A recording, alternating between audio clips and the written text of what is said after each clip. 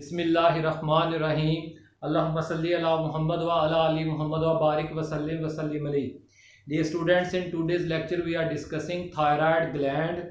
Thyroid glands is located. Its two lobes are situated below the larynx. Below the larynx, जिसे हम अपना voice box कहते हैं। इसमें लेरिंग्स के नीचे जो है वो इसके left hand side right side पर जो है वो दो लोब्स पाए जाते हैं। The hormones release from thyroid glands are thyroxine और tetra iodothyronine T4 and tri iodothyronine और T3 और कैल्सिटोनिन। लेकिन जो थायरोक्सिन और थायोनिन है यानी T4 और T3 है, ये दोनों एक ही तरह से मिलकर काम करते हैं, इसलिए हम इन दोनों को कलेक्टिवली 1 और 2 को कलेक्टिवली थायरोक्सिन के नाम से ही पुकारते हैं जी। लेवल्स ऑफ सिक्रीशन, यानी देखें बेसिकली जो थायरोक्सिन है वो हर वक्त थायराइड ग्लैंड पैदा करता रहता है, हर वक्त through out the life, every round the clock. लेकिन इसकी कंसंट्रेशन, इसके सिक्रीशन की कंसंट्रेशन जो है, इस हार्मोन की कंसंट्रेशन उस वक्त बढ़ जाती है during the period of growth and sexual maturation. तो बड़ा ये थायराइड इज एक्टिव कंटिन्यूसली, यानी थायराइड ग्लैंड से थायरोक्सिन मुसलसल पैदा होती रहती है, but higher levels of concentration of thyroxine are produce during the periods जब हम ग्रोथ कर रहे होते हैं, यानी cell division, cell enlargement, differentiation body organs का, यानी पैदा होने से लेके जो है वो यूथ तक 25 से 30 साल की उम्र में जो है ये ग्रोइंग पीरियड्स होते हैं। और जो होता है ना 13, 14, 12 से 11 से 14 ईयर्स के जो एज होती है वो सेक्सुअल मैच्योरेशन की होती है, जिसमें सेक्स ऑर्गन्स अपना काम करना शुरू करते हैं। एंड इन स्ट्रेस, उस वक्त भी थायरोक्सिन बहुत ज़्यादा थायराइड ग्लैंड पैदा करता है जब बॉडी के ऊपर स्ट्रेस, कोई भूख का, प्यास का, खौफ का, हंगर का, ठीक है, कोल्ड का, गर्मी सर्दी का स्ट्रेस लगता है, तो उस वक्त भी थायरोक्सिन जो है वो पैदा ज़्यादा होती है। ठीक हो गया ना जी। हमने बेटा जी वो वो फीडबैक मैकेनिज्म टेम्परेचर कंट्रोलिंग में, ह्यूमन टेम्परेचर कंट्रोलिंग मैकेनिज्म में हमने पढ़ा था 15 चैप्टर के एंड में। इफेक्ट्स ऑफ थायरोक्सिन T4 और ट्राइआयोडोथायोनिन T3। पहले मैंने जैसे था both action essentially the same way, इसलिए दोनों के एक ही तरीके से काम करते हैं, तो इसलिए हम थायरोक्सिन के ही इफेक्ट्स पढ़ रहे हैं, यानी T3 के भी पढ़ रहे हैं, T4 के जो है। Thyroxine stimulate the breakdown, it affects the basal metabolic rate. Basic metabolism हमारा क्या है बेटा जी? ग्लाइकोलाइसिस, क्रिब साइकिल, यानी एटीपी प्रोडक्शन, एरोबिक रेस्पिरेशन जो है।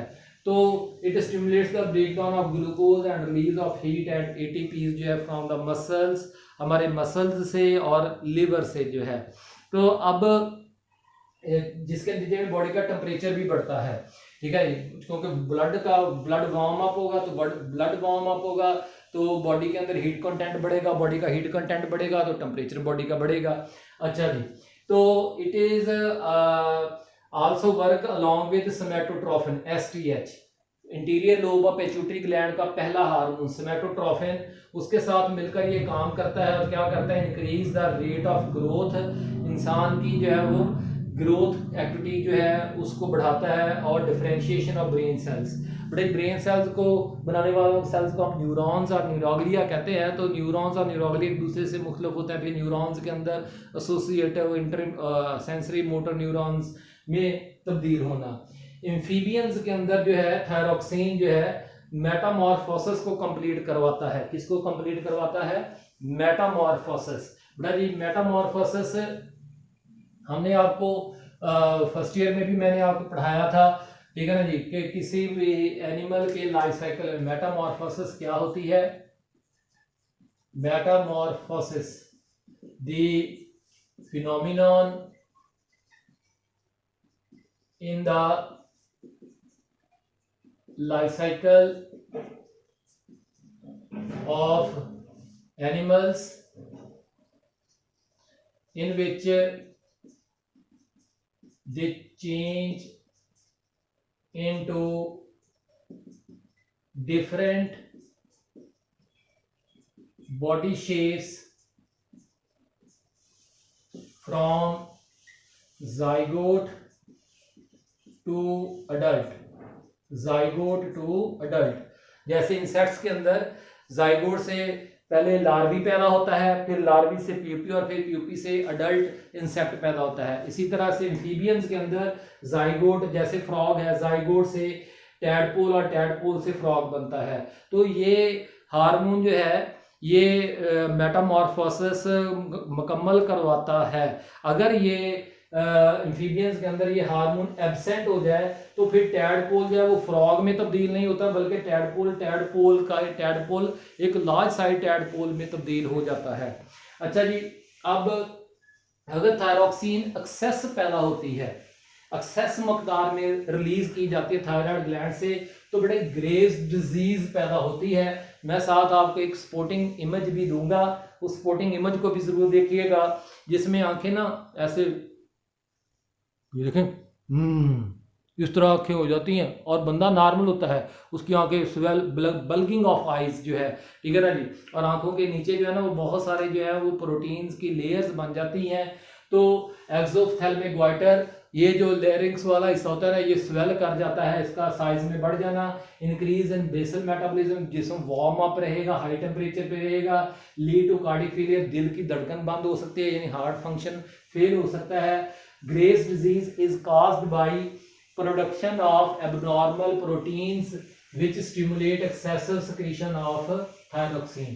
तो बेटा ये congenital deficiency, congenital का मतलब विरासती, congenital का लफ्ज़ी मतलब क्या है, विरासती, inherited। एक बच्चा पैदा हुआ है, उसको पैदाइशी तौर पर ही उसमें थायरॉक्सिन जो है वो कम पैदा हो रही है, तो उससे उसके क्या बीमारी होगी, क्रिटिनिज्म बीमारी का नाम है, क्रिटिनिज्म। उसकी सिम्टम्स क्या है, फेल टू डेवलप। एक तो ये बच्चा जो है वो पूरा जैसे आम इंसानों की तरह होता है ना, उसमें डेवलपमेंट पूरी नहीं होगी, वो मेंटली रिटार्डेड होगा, ठीक है ना जी। स्मॉल इन हाइट, कद में छोटा होगा। क्रिटिनिज्म का मतलब ही क्या है, छोटा कद, छोटा, ये मैंने मेरे ख्याल में छोटा ऐसे, छोटा कद, ठीक हो गया ना जी। Small in height, coarse scanty hairs, खुरदरे, कोर्स का मतलब खुरदरे, स्कैंटी का मतलब लिटल, थोड़े थोड़े बाल पाए जाएंगे उसके। थिक येलो स्केली स्किन, उसकी स्किन मोटी होगी, पीले रंग की, जर्द कलर की होगी, स्केली छिलका नुमा होगी। Mentally retarded, fail to develop sexually, और उसके सेक्स ऑर्गन जो है वो भी प्रॉपरली काम नहीं करेंगे या बनेगी नहीं। बेटा जी कंजेनिटल जो है डेफिशिएंसी में एक क्रिटिनिज्म, ग्वाइटर, ये याद रखें कि अगर जो है वो अडल्ट लाइफ में यानी लेटर इन लाइफ, जब वो पैदा हुआ उस वक्त ठीक है, लड़कपन तक ठीक है, लेकिन लड़कपन के बाद उसको या पैदा होने के बाद उसके थायराइड ग्लैंड जब वो थायरॉक्सिन नहीं पैदा कर रहा, उसकी वजह क्या हो सकती है कि deficiency of iodine in diet, deficiency of thyroxine in adult life.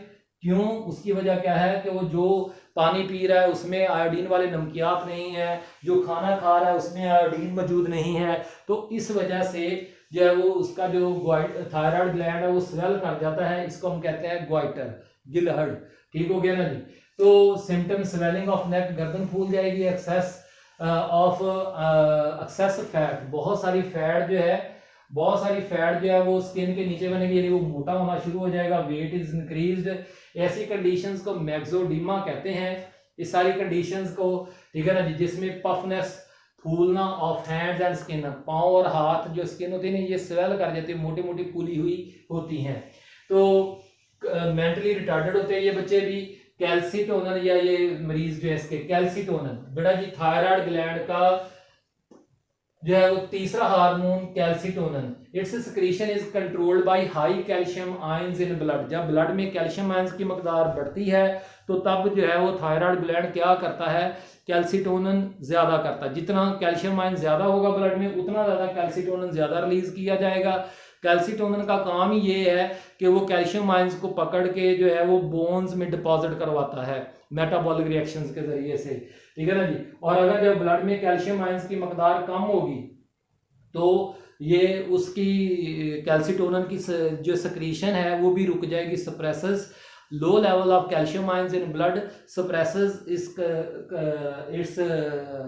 synthesis and release from thyroid gland.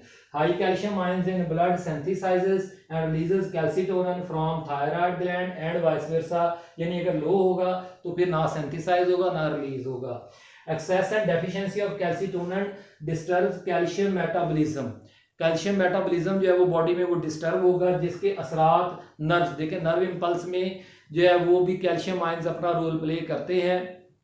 ठीक हो गया ना जी. स्केलेटन हड्डियां बनाने में, कैल्शियम फास्फेट में, हड्डियों को मसल्स में याद है ना जी कि कैल्शियम आयंस जो है वो ट्रोपोनिन प्रोटीन के साथ बाइंड करते हैं और फिर ट्रोपोनिन ट्रोपोमायोसिन को स्लाइटली और ब्लड प्रेशर को भी डिस्टर्ब करते हैं.